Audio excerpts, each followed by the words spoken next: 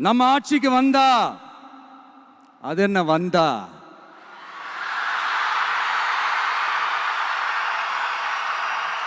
வருவோம். மக்கள் கண்டிப்பா நம்மளை வர வைப்பாங்க. மக்களுக்கான ஆட்சியை மக்களே விரும்பி வர வைக்கத்தானே செய்வாங்க. அப்படி மக்களால் அமைக்கப்பட போற நம்ம ஆட்சியில நம்ம என்ன செய்ய போறோம்ன்றது அதுக்கான அந்த தேர்தல் அறிக்கையில் அதுக்கான விளக்கத்தை டெஃபினட்டாக கொடுப்போம். பட் அதுக்கு முன்னாடி ஒரு சின்னதா லைட்டா நான் கொஞ்சம் அதை சொல்லணும்னு ஆசைப்படுறேன். எல்லாருக்கும் நிரந்தரமான வீடு இருக்கணும்.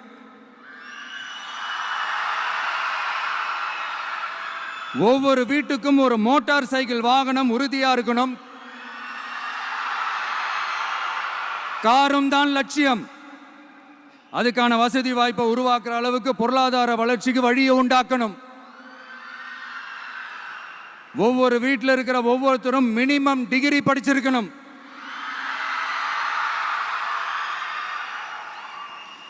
ஒவ்வொரு வீட்லையும் குறைந்தபட்சம் ஒருத்தருக்கு நிரந்தர வருமானம் கிடைக்கணும்.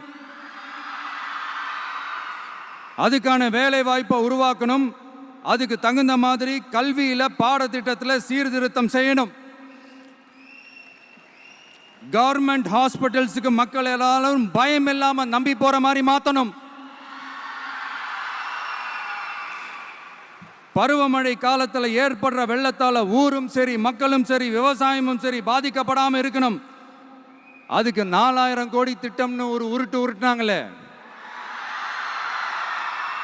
அந்த மாதிரிலாம் எதுவும் இல்லாம உண்மையான ஒரு பாதுகாப்பு திட்டத்தை உருவாக்கணும்.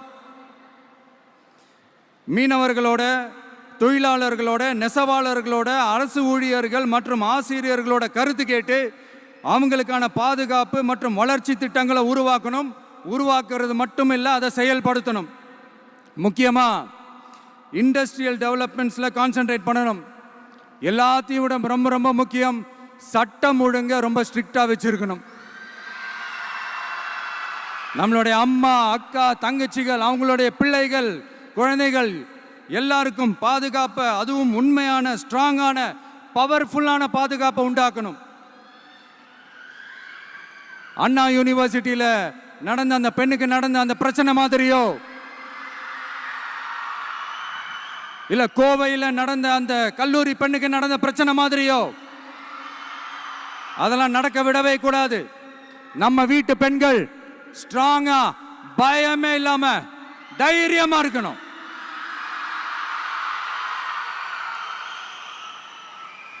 இதை எப்படி செயல்படுத்த போறோன்றது முன்னாடி சொன்ன மாதிரி நம்மளுடைய தேர்தல் அறிக்கையில் அதுக்கான விளக்கத்தை ரொம்ப டீட்டெயில்டாக கொடுப்போம். நான் சும்மா மற்றவங்க மாதிரி அவங்கள மாதிரி எல்லாத்தையும் அடிச்சு விட்டுட்டு ஏமாத்துற வேலையெல்லாம் இங்கே கிடையாது நம்ம கிட்ட.